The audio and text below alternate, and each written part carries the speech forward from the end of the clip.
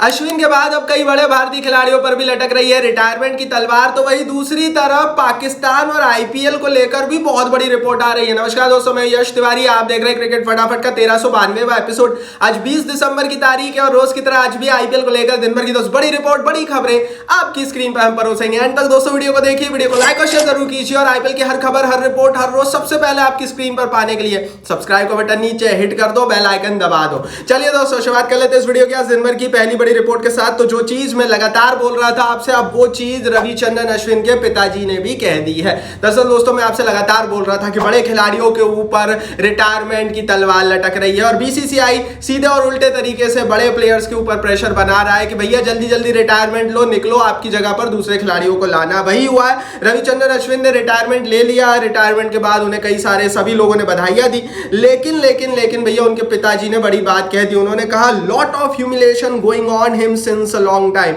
लंबे समय से उनके साथ काफी ज्यादा ह्यूमिलेशन हो रहा था एंड दैट्स व्हाई उन्होंने रिटायरमेंट लिया। हालांकि बाद में रविचंद्रन अश्विन आए और उन्होंने क्लैरिफिकेशन दिया कि भैया उनकी बात, पिताजी की बातों पर ज्यादा ध्यान नहीं दिया जाए।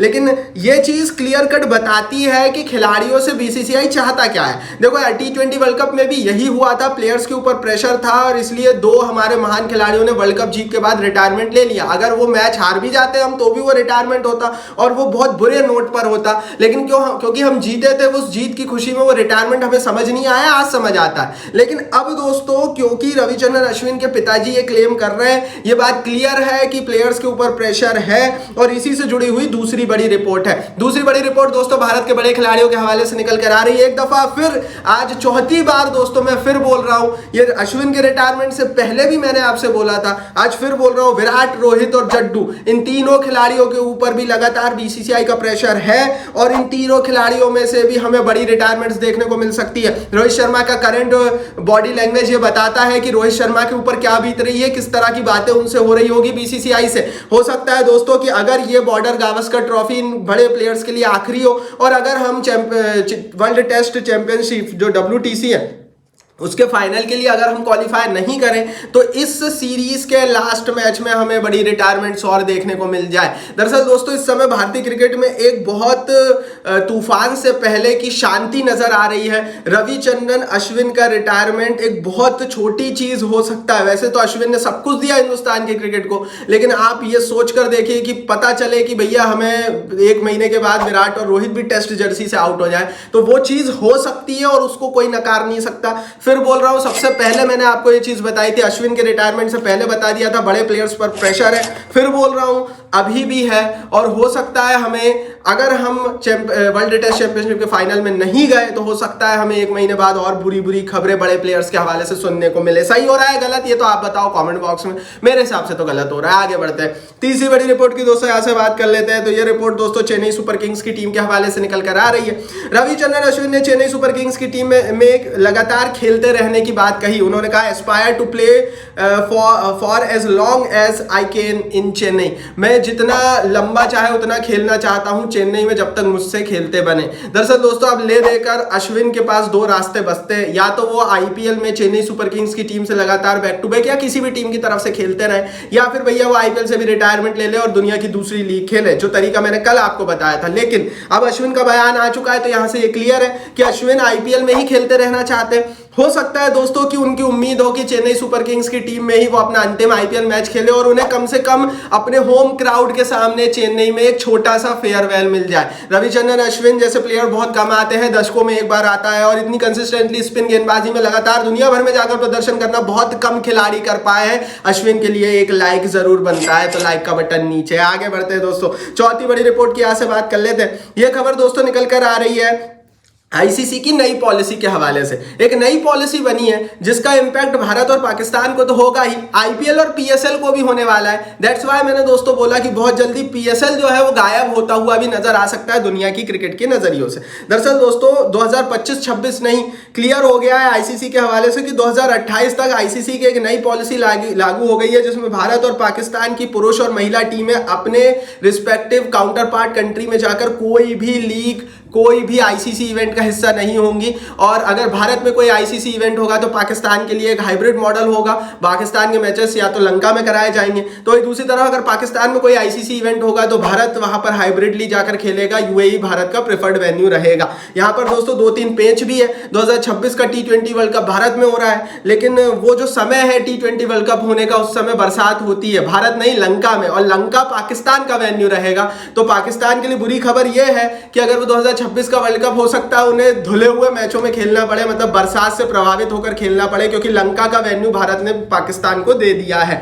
बड़ी चीज दोस्तों ये भी है कि एक नई पॉलिसी दोस्तों आईपीएल को लेकर भी आईसीसी की आने वाली है, जिसके तहत होने ये वाला है कि आईसीसी की विंडो जो अप्रैल और मई की फ्यूचर टूर प्रोग्राम में निकाल कर दी है आईसीसी ने, उसको बढ़ाकर 3 महीने का किया जा सकता है। मतलब मार्च, अप्रैल और मई, इन 3 महीनों का एक लंबा आईपीएल हमें देखने को मिलेगा। और इन 3 महीनों में दुनिया के दूसरे देश अपनी बायलैटरल सीरीज या आईसीसी इवेंट नहीं खेल पाएंगे। ऐसी परिस्थिति में पाकिस्तान का पीएसएल सीधे तौर पर प्रभावित हो रहा है, क्योंकि पाकिस्तान का जो पीएसएल का टाइमिंग होता है वो फरवरी और मार्च का होता है, और हो सकता है ओवरलैपिंग हो जाए और जितने विदेशी प्लेयर अभी जा रहे हैं वो भी कम हो जाए। तो यहां से दोस्तों कि पाकिस्तान ने अपने देश में टूर्नामेंट कराने के लिए हाइब्रिड मॉडल पे ही सही, पर पाकिस्तान में होंगे मैचेस, मनवा तो लिया। लेकिन यहां से पाकिस्तान के लिए बुरी खबर यह है कि अब बीसीसीआई जो अपना नया प्लान बना रहा है आईसीसी के फ्यूचर टूर प्रोग्राम में, वहां पर इनकी बैंड बज सकती है और ये शायद फिर कभी जीवित ही न पाए, ऐसी स्थिति हो सकती है। तो बुरी खबर पाकिस्तान के लिए ज्यादा है। नए इवेंट 2028 तक के इवेंट्स के लिए ये नया पॉलिसी माफ कीजिए लागू हो चुकी है। आगे बढ़ते हैं, 5वीं रिपोर्ट की बात करते हैं दोस्तों।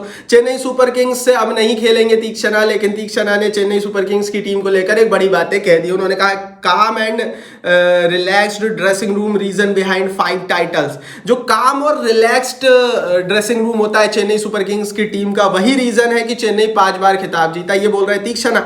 इस पर आपकी क्या राय है कमेंट बॉक्स में जरूर बताओ, क्योंकि मुंबई इंडियंस की टीम से हमने पिछले साल देख लिया था, जब रोहित शर्मा और हार्दिक पांड्या को लेकर द्वंद की स्थिति बनी तो मुंबई लगातार मैचेस हारने लगी और मुंबई के लिए जीत ढूंढना, जीत का स्वाद चखना तक मुश्किल हो गया। दूर से भी जीत नहीं दिख रही थी। ड्रेसिंग रूम का माहौल बहुत कुछ डिसाइड करता है। किसी भी स्पोर्ट में किसी भी ड्रेसिंग रूम का माहौल उस टीम को डिसाइड करता है, और इसमें कोई डाउट नहीं है। और क्या ऐसा ही कुछ इस समय test series, Border Gavaskar series में हो रहा है? क्या हमारे बड़े खिलाड़ियों के ऊपर जो प्रेशर और तलवार लटक रही है रिटायरमेंट सी, उनसे उनके प्रदर्शन पर इंपैक्ट पड़ रहा है? मुझे तो ऐसा ही लग रहा है। मुझे वो चीज विराट और रोहित में दिख रही है। बाकी आपको दिख रही नहीं दिख रही बताओ कमेंट बॉक्स में अपनी राय लिखकर। आगे बढ़ते हैं 6वीं बड़ी रिपोर्ट की दोस्तों, यहां से बात करते हैं। तो भैया बीसीसीआई ने कमाए हैं टोटल 20,686 करोड़ रुपए फाइनेंशियल ईयर 2024 में। इस एक साल में लगभग 20-21 हजार करोड़ रुपए बीसीसीआई ने कमाए। ये कई देशों की जीडीपी से ज्यादा है और कई क्रिकेट बोर्ड मिलाकर भी इतना नहीं कमा पाते। पिछले साल के मुकाबले इस बार बीसीसीआई ने 4200 करोड़ रुपए ज्यादा कमाए because of the IPL and sponsorship and bilateral series. तो कुल मिलाकर बीसीसीआई अमीर पे अमीर होता जा रहा है। लेकिन मुझे ऐसा लगता है दोस्तों कि ट्रांसपेरेंसी की आवश्यकता है। ये जो इतना पैसा आ रहा है ये स्टेट बोर्ड में कितना जा रहा है और डोमेस्टिक और ग्रासरूट क्रिकेट तक कितना पहुंच रहा है, हमारे प्लेयर्स तक कितना पहुंच रहा है, इस पर भी सवाल है। मैं लगातार बोलता आया हूं जितना पैसा इस समय क्रिकेट में आया हुआ है, प्लेयर्स को भैया 50-50 करोड़ रुपए में बिकना चाहिए। बैलेंस पर 100-200 करोड़ का नहीं, 1-1000 करोड़ का होना चाहिए, फिर भी ये लीग प्रॉफिटेबल चल सकती है। प्लेयर्स को क्यों कम पैसा दिया जा रहा है, ये भी सवाल है। हम ये बात जरूर करते हैं कि एक 27 करोड़ में बिक गया, एक 25 करोड़ में बिक गया, लेकिन अगर हम फॉरेन की लीग्स और टूर्नामेंट्स देखेंगे तो भैया प्लेयर 100-100 करोड़ में बिकते हैं। तो सही हमारे खिलाड़ियों को क्यों नहीं मिल रहा है, हमारे इंडियंस प्लेयर्स को क्यों नहीं मिल रहा है आईपीएल में ये पैसा, ये भी एक बड़ा सवाल उठना चाहिए। बाकी इस पर आप अपनी राय कमेंट बॉक्स में लिख दो। आगे बढ़ते हैं, बात करते हैं दोस्तों दिन भर की 7वीं बड़ी रिपोर्ट की। तो ये खबर दोस्तों विराट कोहली के हवाले से निकल कर आ रही है। ऑस्ट्रेलियन मीडिया पर विराट कोहली काफी ज्यादा गुस्सा हो गए। दरअसल दोस्तों मेलबोर्न के लिए फ्लाइट पकड़ते समय ऑस्ट्रेलिया मीडिया ने उनके बेबी और उनकी फैमिली की भी तस्वीरें और वीडियो निकालनी शुरू कर दी। इससे विराट कोहली हो गए गुस्सा। उन्होंने भैया ऑस्ट्रेलियन मीडिया को वहीं पर फटकार लगानी शुरू कर दी एयरपोर्ट पर, जिसकी तस्वीरें वायरल हो गई है। उन्होंने कहा भैया मेरे परिवार को फिल्म मत करो, मैंने आपको इसका अधिकार नहीं दिया है। तो जाहिर है भैया विराट कोहली का एक नया रूप एयरपोर्ट पर और लड़ाई झगड़ा और गुस्सैल रूप हमें ऑस्ट्रेलियन मीडिया के साथ देखने को नजर आया। इस समय ऑस्ट्रेलियन मीडिया लगातार विराट और भारतीय टीम के ऊपर खरी खोटी तरह की बातें सुना रही है। पहले टेस्ट में हार की खींच तो ऑस्ट्रेलिया को थी ही, लेकिन बाद में ऑस्ट्रेलिया जीती, थर्ड टेस्ट ड्रॉ हुआ और उसके बाद ऑस्ट्रेलियन मीडिया के तेवर बदल गए और वो चीज विराट कोहली ने देख ली। अब भैया इस पर आप अपनी राय कमेंट बॉक्स में लिख दो। 8वीं बड़ी रिपोर्ट की दोस्तों यहां से बात करते हैं। तो ये रिपोर्ट आ रही है मोबो बैट के हवाले से। आरसीबी के डायरेक्टर ऑफ क्रिकेट है मोबो बैट, उनसे रिसेंटली सवाल पूछा गया दिया कि मोहम्मद सिराज को आपने कैसे बाहर कर दिया, वो तो भारत के प्राइम बॉलर है। तो इस पर दोस्तों उन्होंने थोड़ी सी अटपटी लेकिन थोड़ी सी अलग तरह की बात है कि उन्होंने कहा कि उनकी स्ट्रेटेजी मोहम्मद सिराज को लेने की थी। अब यहां पर पहला काउंटर में देता हूं, लेने की थी तो रिटेन क्यों नहीं किया? चलो भाई ठीक है, बोल रहे हैं लेने की थी तो होगी। बोल रहे हैं हमने पहले हमारी स्ट्रेटेजी सिराज और भुवी को लेने की थी, लेकिन क्योंकि सिराज जल्दी आ गए, भुवी लेट आ गए, हमें सिराज को छोड़ना पड़ा। भुवनेश्वर कुमार पर कितना पैसा लगेगा हमें नहीं पता था, दैट्स वाई हमने पैसे को भुवनेश्वर कुमार के लिए बचाकर रखा एंड दैट्स वाई हमने सिराज को लेट गो कर दिया। सवाल मेरा ये उठता है कि अगर आपकी स्ट्रेटेजी सिराज को लेने की थी तो आपके पास तो रिटेंशन का अधिकार था, आप उनको रिटेन कर सकते थे। दूसरी बड़ी चीज, भुवनेश्वर कुमार की कीमत कोई 25 करोड़ तो जाने वाली थी नहीं जो आपने उनके लिए पैसा बचाकर रखा था, आपके पास तो 80-90 करोड़ रुपए थे।